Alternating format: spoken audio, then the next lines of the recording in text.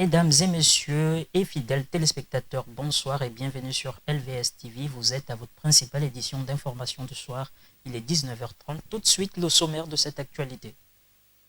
Les titres de ce journal avec l'Église Royaume des Sacrificateurs de Christ qui a organisé un séminaire sur le thème « L'initiation à la vie chrétienne ». Et l'influence des tarifs du transport urbain, c'est le casse-tête des populations à Libreville. La sécurité routière menacée par l'absence de signalisation et de marquage au sol. Bienvenue à ce journal. L'Église Royaume des Sacrificateurs de Christ Sisa-Ngonje dans la commune d'Akanda qui a organisé un séminaire sur le thème L'initiation à la vie chrétienne. Il s'est agi pour le révérend Alain Roger Boukomba d'énumérer les interdits et les différentes étapes de l'initiation à la vie chrétienne. Reportage. Jean-Baptiste initié, mais il avait ses interdits. Toi, tu ne manges que des opérés sauvages. Toi, tu ne porterais pas les tissus sur toi. Toi, ton tissu, n'est-ce pas, c'est les peaux jeunes, sont du père. Et il veille, parce que sa spiritualité dépend alors de son interdit. Il va avec les enfants d'Israël, il traverse la mer Rouge, il rentre, il sort dans le désert. Dans le désert, Dieu va dire aux enfants d'Israël, par la circoncision, nous, vous êtes maintenant initiés, mais ici, là, vous ne mangerez pas de pain. Vous avez déjà entendu parler qu'ils ont mangé le pain là.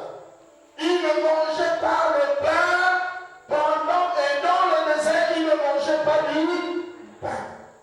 Parce que c'était leur pain. Vous êtes initiés, vous allez désormais voir les miracles, ma puissance. Vous allez voir comment je vais mettre en déroute vos ennemis, vos adversaires. Mais ne mangez plus du pain.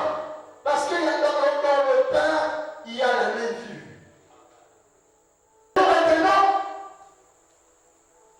quelques-uns de ces actes, on peut mettre à l'exclusion de l'extrême, comment ils appellent ça? L'extrême onction. Vous connaissez l'extrême onction?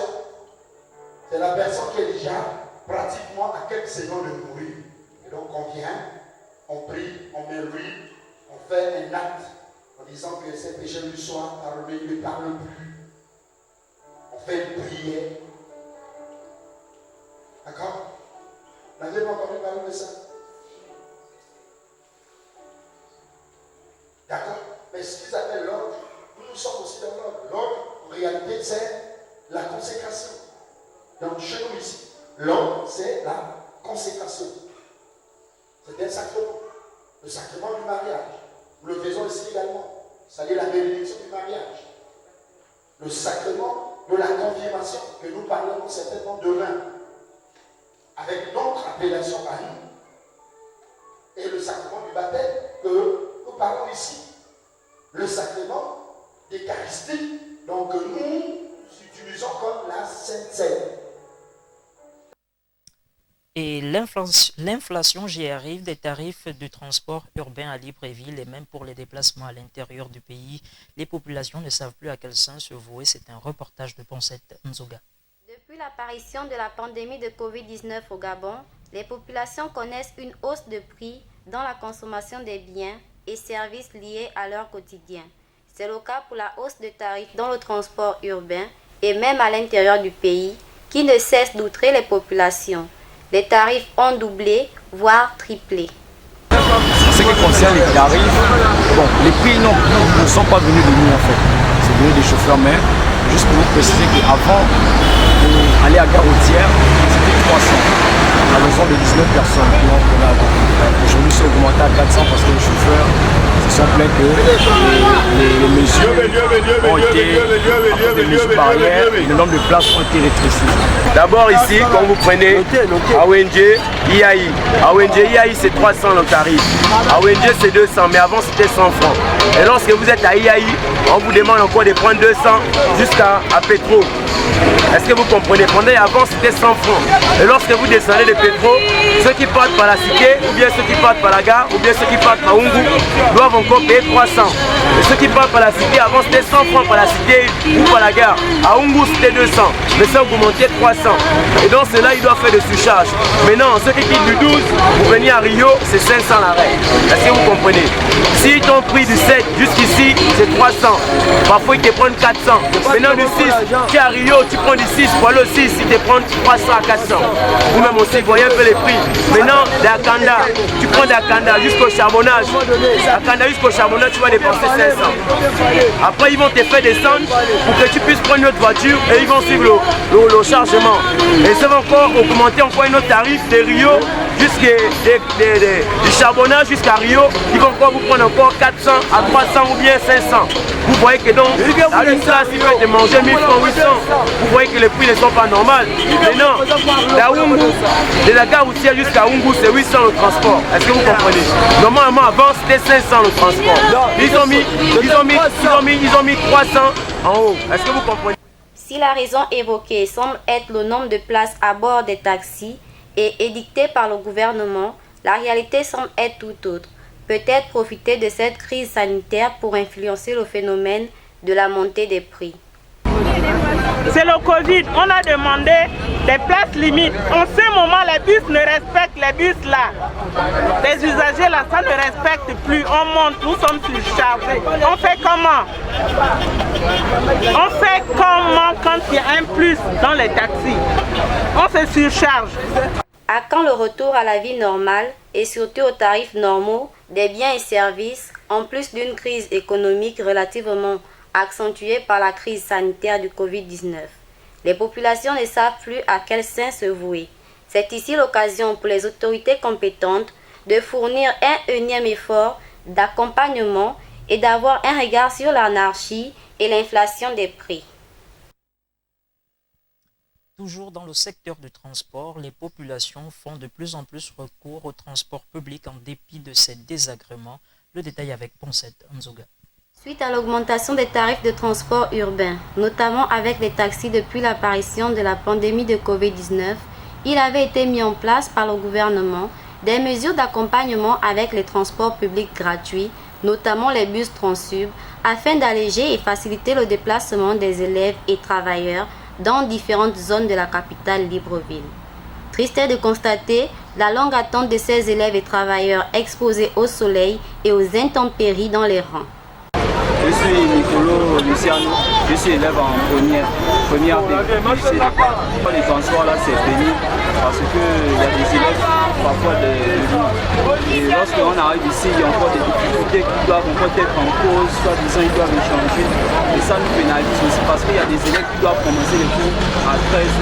Et le temps d'attendre encore dans cette histoire-là, ça va peut-être faire 15 minutes ou bien 30 minutes. Ça, on peut peut-être partir ici aux environs de 13h45. Et nous commençons par exemple à 13h30. Et pour arriver là-bas, nous allons être en retard. Afin d'organiser le transport public, le souhait de Madame Georgina sonne ici comme le cri de détresse d'une mère. Et surtout pour interpeller la société de transport sollicitée à cette occasion. Georgina, la difficulté que nous rencontrons dans les gares Transsub ou Sogatra, il y a la queue elle est longue, le relais n'est pas bien fait. Parce qu'il y a des élèves qui vont à l'école, il y a des travailleurs qui vont à leurs occupations, mais ce n'est pas suivi. À tel point que les gares ne sont pas protégées, il y a les intempéries, il y a le soleil, il y a la pluie. Quand il pleut, on fait quoi? On peut reconnaître les efforts du gouvernement dans sa mesure d'accompagnement au transport, mais il n'en demeure pas moins que le souhait de la population soit lié à la qualité du service public qui leur est proposé. Des gares d'attente non équipées et souvent des retards exagérés dans le relais des bus par zone, pour ne citer que 7 désagréments. Et enfin, parce que la sécurité routière passe indéniablement par la signalisation et les marquages au sol, la rédaction de LVS TV vous propose un reportage sur l'anarchie et la circulation routière à Libreville. C'est le calvaire pour les usagers de la route et même l'anarchie et voire l'insécurité routière flagrante est constatée de tous les usagers dans la capitale Libreville. La signalisation routière désigne l'ensemble des signaux conventionnels implantés sur le domaine routier et destinés à assurer la sécurité des usagers de la route. Cependant, l'on peut constater l'absence de panneaux de signalisation et des marquages au sol dans les grands carrefours et rues de la capitale Libreville. C'est l'exemple ici au grand carrefour de Rio. On a les éléments de la signalisation routière, la verticale et l'horizontale. Au niveau des marquages au sol, nous avons des lignes, d'accord, qui nous révèlent certaines couleurs, le blanc et le rouge. Le rouge qui nous renvoie à l'interdiction, le blanc qui nous renvoie au caractère permanent. On est d'accord? Ce qui signifie arrêt et stationnement interdit. On est d'accord? Les experts ont étudié le principe de fonctionnement qui pouvait garantir la sécurité, c'est pourquoi on a interdit. Mais combien de fois ces éléments-là sont là visibles, mais les usagers ne connaissent pas exactement ce que c'est? Je dirais que dans une première mesure, elle n'est pas présente. Pour être vrai, elle n'est pas présente. Et dans une seconde mesure, on dira qu'à certains endroits, elle paraît partiellement, d'accord, à d'autres endroits, catégoriquement pas. Ah, c'est pas beau comme ça là. Si c'est pas celui qui n'est pas vigilant au volant de sa voiture peut causer un dégât. Monsieur Juste Alogo nous fait quelques propositions pour pallier le problème de l'insécurité routière liée à l'absence de signalisation et de marquage dans les grands carrefours et rues de Libreville. Je dirais que il ne suffit pas, le tout ne suffit pas de réglementer la route. D'accord? Le truc c'est de réglementer, ensuite faire appliquer. D'accord?